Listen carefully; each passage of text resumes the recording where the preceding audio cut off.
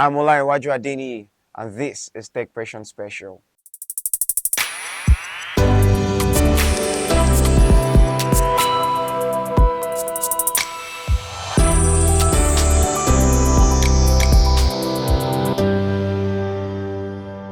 Welcome to Tech Passion Special, where we delve into the intersection of technology and business innovation. Today, we are excited to bring to you an exclusive interview with the co-founder and CTO of Retail Loop, a company at the forefront of revolutionizing the retail landscape in Africa. In this discussion, we'll explore how Retail Loop is tackling the unique challenges faced by retailers in Nigeria and across the continent, from infrastructure issues to financial inclusion. We will also uncover the strategies and technologies that are empowering businesses to thrive in this dynamic environment. Mr. Shola Akinsulere, I'm glad to have you here. Thank you very much. Okay.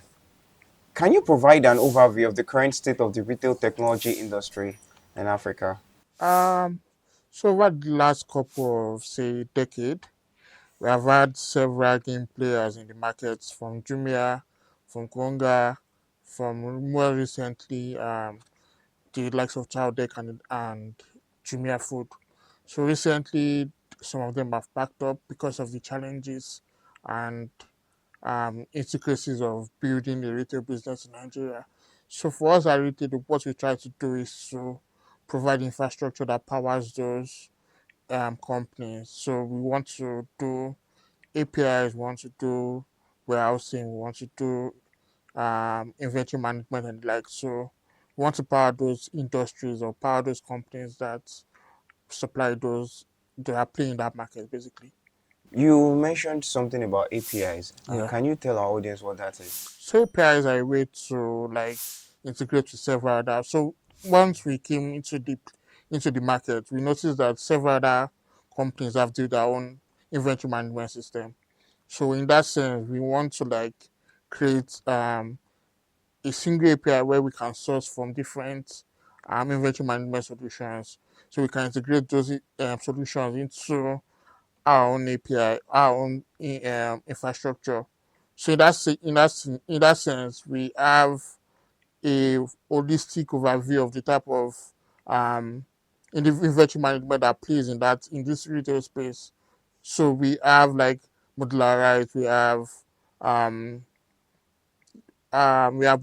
we have an integrated solution based off the different markets that we play.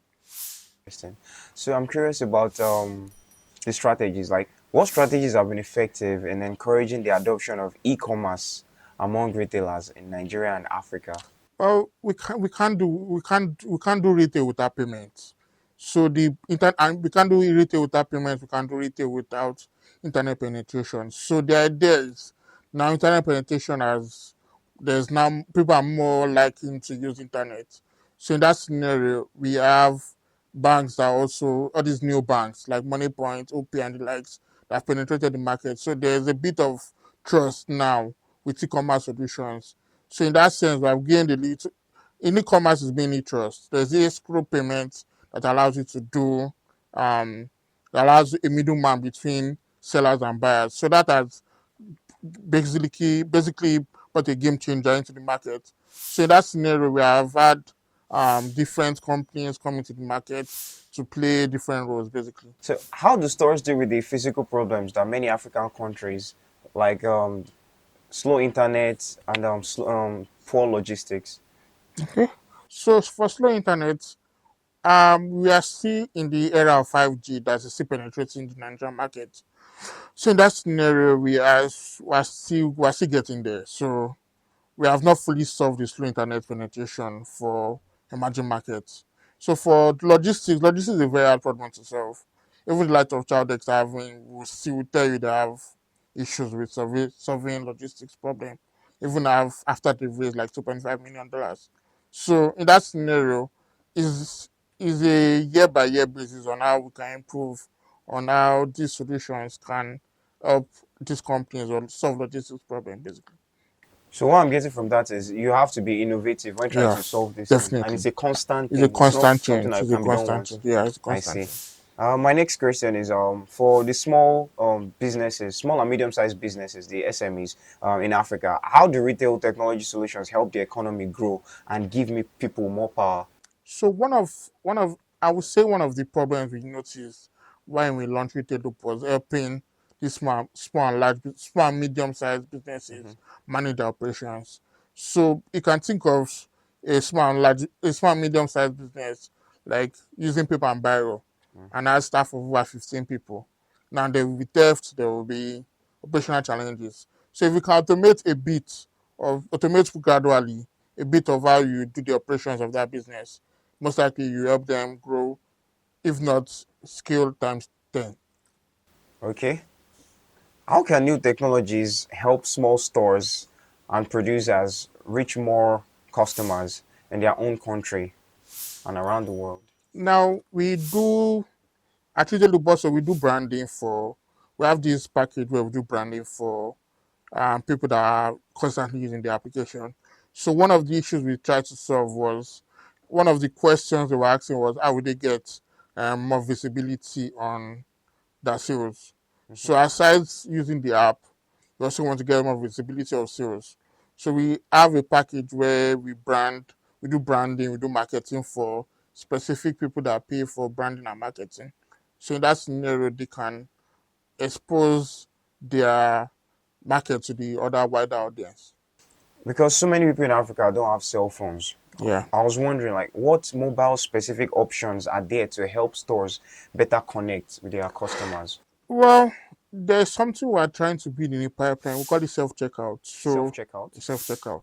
So in that scenario, you can use the USSD application to send a when you want to pay. You will just generate a pin on the code on the USSD application. So that scenario, you're paying using your USSD phone even if you don't have internet. So use the USSD application. You go to the store. If you don't want to go to the store, you can make a call. We call it call to order. So in that scenario, you can call the supermarket or wherever you want to buy stuff from, and use the USS application to like pay the merchant. I think that's very innovative because there are so many people that don't have any idea of what internet is. Yeah, So the USSD code will be a strong option for them. yeah. That's cool. What trends do you think will shape the future of shopping in Africa, and how should companies get ready for these changes? Mm. That's a tough question to ask. Okay. Well, in emerging markets, we are still behind this globalized market already because those ones already use automated checkouts. In places like China, you don't even need a cashier to check out your goods. Hmm. So Nigeria and maybe some countries in Africa are still trying to catch up. So it will take a bit of time for them to have this automated checkout without cashiers, self checkout using USSD, and most likely they will adopt USSD. But using automated checkout, it will take a bit of time. So it's safe to say most advanced countries use automated Yeah, checkouts, automated and we checkout. are yet to catch up to Are that. yet to catch up with that. So when it comes to running a business, we understand that women managers might face some problems. Mm-hmm. Is there any particular kind of program that is set up to help them with this? On my team, we have over 5 women on the team. We're a team of 7, I see. so we have over 5 women at different positions in the company. So aside me being the manager, I also um, try to encourage them to take leadership positions and own their work.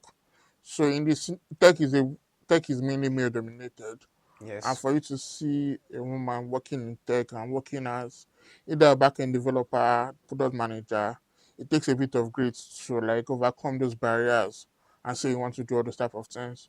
So I encourage them to take leadership positions and also encourage them to like own their work basically so that they can shine through the company. So it's sort of like a motivational instinct for you Yeah. to like speak to them. And, okay. So we understand that data security is a big concern in the retail business. What measures can retailers take to protect the data of their consumers and businesses? So surprisingly, one of our customers in Lafia, because the checkout process for us is so collect customer data, and use the customer data to check out. So one of them mentioned that one of our customers mentioned that customers in that part of the country don't necessarily like to give that data out. So that has solved the problem. You don't want to give your data out, we don't store it. So the problem now becomes, when you store your data, how secure are our platforms to process that data and keep the data in tune with compliance regulations. Mhm. So in that scenario, we have partners with like the likes of AWS, we have Azure, and we have GCP that allows us to like store the data, transmit data in secured states. So when you're sending data across to different partners, they're secured and they're encrypted. So they're encrypted in states, they're encrypted in transit. So in that scenario, those platforms have allowed us to like secure data in a very good way. Cool. So you mentioned something about AWS and Azure. Yeah. Those are third The party. third party providers. Yes. So I heard from the grapevine once because I was speaking to a professional on this topic as well on data storage and all. He said there is no 100% guarantee when you use third party data storage services. Is Mm-hmm. how true is that? Like, Yeah, it's partly true, but they're there for every business to have redundancy of your data.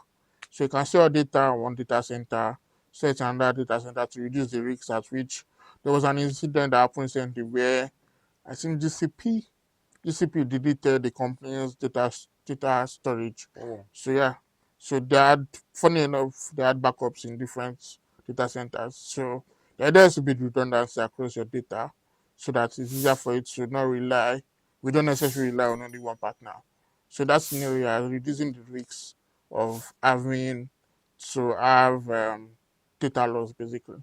what Yeah, I'm getting from you now is so when you're dealing with your data protection and all data security and all that, contingency is very important. yeah, So to always have definitely. a backup. You always have a backup. Uh, this is gold information. Do you have any message for any African business owners who are just starting to use technology to boost their business? Well, it's hard at first because the adoption rate is not as good as we want it to be. But gradually we will like the businesses that need these adoptions, we actually going to getting them as data is becoming cheaper and internet penetration is getting more into the African continent. And I believe more businesses will try to adopt. It was easy for them to adopt OP when there was cash crunch, so Yes. something can push them to adopt this type of technology is good moving forward. Anything can happen, but fingers crossed. Okay, that's really cool. So there you have it, guys. An insight on how we can navigate retail technology in Africa as a whole. Thank you again, Mr. Olushola. It was my pleasure. Thank you very much. Yes. Can you tell the people where we can find you? I'm Odushola on Twitter, Okay. Odushola on Instagram. Well, Retail Loop is Retail Loop Technologies on Twitter. We're mostly active on LinkedIn, that's Retail Loop Solution Technologies. And you can find me on LinkedIn on Odushola Akinsulere. And that's all we have for you today on navigating retail challenges in Africa with Retail Loop on Tech Pression Special. Don't forget to like and subscribe. See you next time.